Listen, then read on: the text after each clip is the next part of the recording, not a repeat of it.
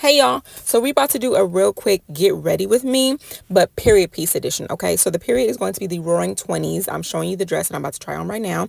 That's going to be the first dress, and then I'll get to the second one. But first we got to give a little history on account of that is the assignment. Literally, I'm gonna need these points. Okay, so boom. So during the Roaring 20s, this was a decade of celebration and devastation. Okay, so we got the Harlem Renaissance and we got the Great Depression. We got the 19th Amendment and we got the Prohibition. There was a whole lot going on, and boom, here's me trying on the first dress. Okay, so like I said, there was a whole lot going on. There was even the Art Deco time that was influencing fashion. That basically meant that people were really obsessed with like Egyptian and Mayan styles. And while I struggle to put these shoes on real quick, I'm gonna tell you a little bit more about that. So boom. For women, like I said, the 19th Amendment was ratified, which basically meant that women in the United States could vote. So listen, we are celebrating, we are excited, all of the things. So skirts are getting a little bit shorter, they're getting a little bit looser, legs is showing.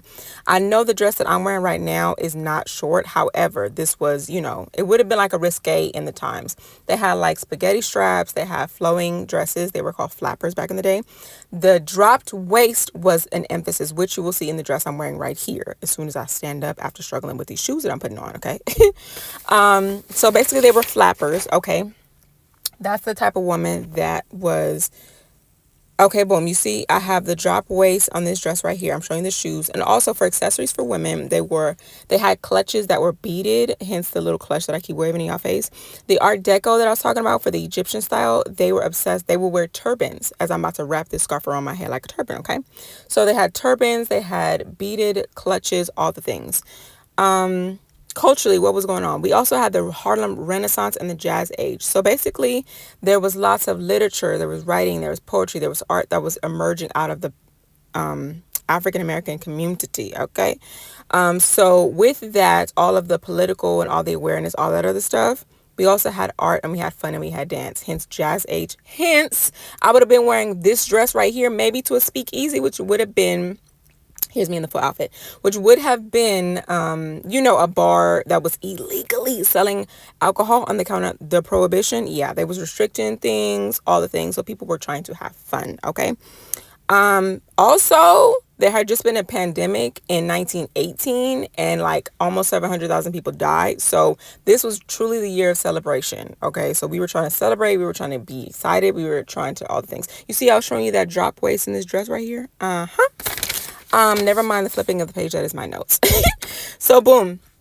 During this time, there was new technology also. So basically like, oh, here's me in the second look. Speaking of new technology, there was artificial silk. There was acetate and there was rayon. So all of these were synthetic fibers, which were man-made fibers. And that's that bias cut that's in this dress right here. So, sorry, I was trying to tell you what was happening in the dress and also give you some facts. So basically, with the synthetic fibers, clothes were now cheaper to make, and because they were cheaper to make, they were cheaper to buy. So in the World War I that had just ended, like in the decade prior, there was a bunch of industrialized and mass producing and all the things that was used for the war. Now it was used for consumer goods, aka clothes and all the things. So this dress right here would have been something we could wear to that speakeasy I was talking about, or somewhere where we listening to jazz, somewhere where we got people like Aaron Douglas, who was an artist at the time. He was painting lots of things that were political, and also he would paint stuff like people just having fun. And I'm gonna put that picture in a second. It's black and white, you'll see it. This is the outfit. The third thing I'm showing you is the dress.